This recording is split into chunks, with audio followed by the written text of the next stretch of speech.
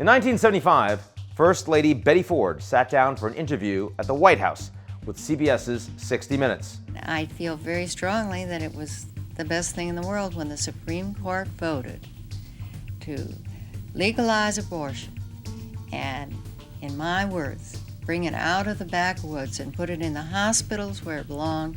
I thought it was a great, great decision. To say that the First Lady had gone off script would be an understatement.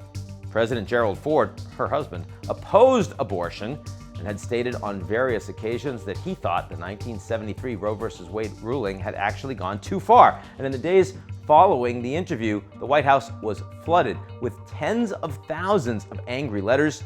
The president reportedly joked to his wife that her comments had cost him, and I quote, 20 million votes. And yet when public polling started to come back, White House staffers were shocked to see that about 70% of those surveyed actually sympathized with the First Lady's candor, even if not necessarily her views. What a difference half a century makes. You can't imagine the wife of a Republican president today expressing full-throated support for abortion rights, and it's harder still to imagine the outraged response stopping at only some strongly worded letters to the White House. We live in a very different and far more divided country than Betty Ford's America. Legal abortion on demand! This is what pro-life is! Let's fight!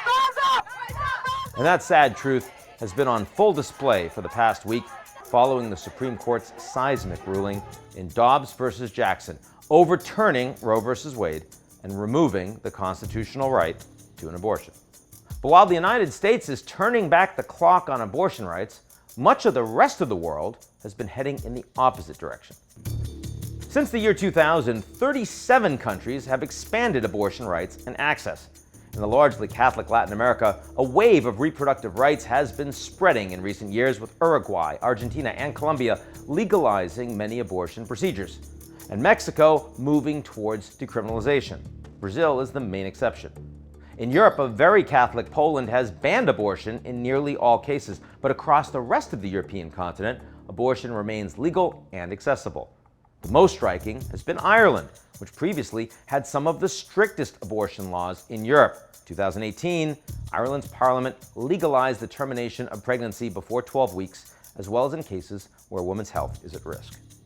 Many post-colonial African nations like Kenya, Chad, Mali, and Niger have begun to reassess or roll back long-standing abortion bans that were established long ago by European colonizers.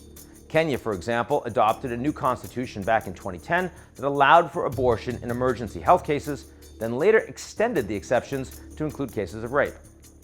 China's history with abortion rights has been fraught, to put it mildly. Its government first liberalized abortion access back in the 1950s. But with the 1979 implementation of the one-child policy, which was meant to curb population growth, something they're not worried about right now, abortion, along with sterilization, became compulsory for millions of Chinese. It wasn't until 2016 that Beijing eased the policy to allow for two-child families to counter a rapidly aging population, later increasing the limit to 3 children in 2021. But back to the United States, the Supreme Court's recent ruling will have reverberations around the world. While in the 1970s, America paved the way for progressive abortion rights globally, we've yet to see how this recent rollback will play out in other nations.